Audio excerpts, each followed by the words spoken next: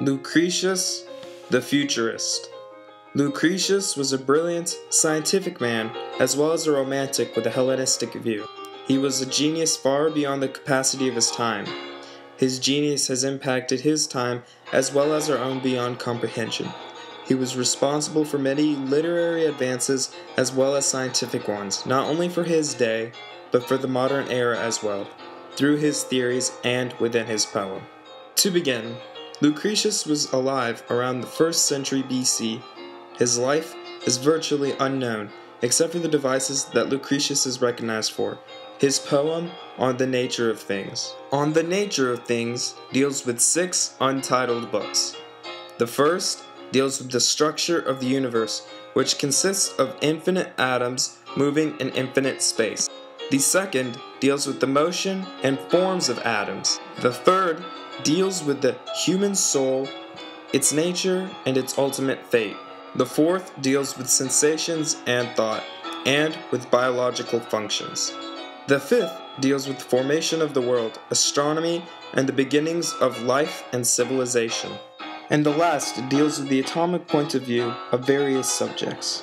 Lucretius's poem discusses the atomic hypothesis, which is the belief that all matter in the universe is derived from a single unit called an atom, and that the random assimilation of these atoms is the basis for all living things and existence.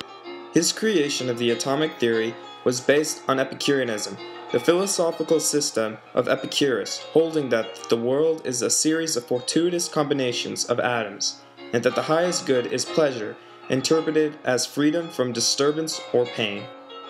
His ideas were extremely complex for his era, making his work almost impossible to understand except for a select few of highly intelligent scholars who were able to even comprehend his work.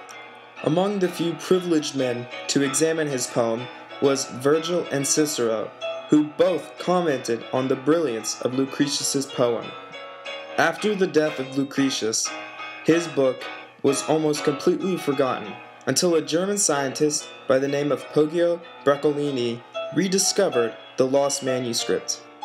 Then a writer in the Renaissance by the name of Lorenzo Valla used the book to defend Epicureanism. This was the fuel for influencing Diodorus Erasmus, who would use the poem as a basis for creating the humanist movement, and was one of the sparks for the Age of Enlightenment.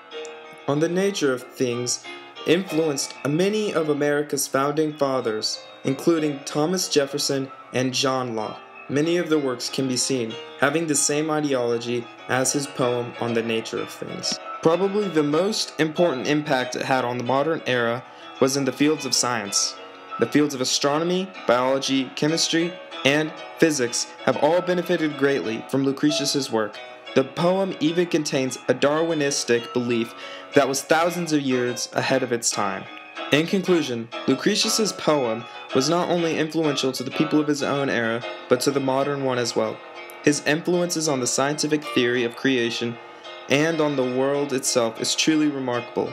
His ideas not only helped spark the Renaissance and the Age of Enlightenment, but also impacted others who did the same. He's arguably the most important factor behind the Romantic movement. He taught how to live in life to the fullest, and how nature tries to achieve this. His mind was truly on the nature of things.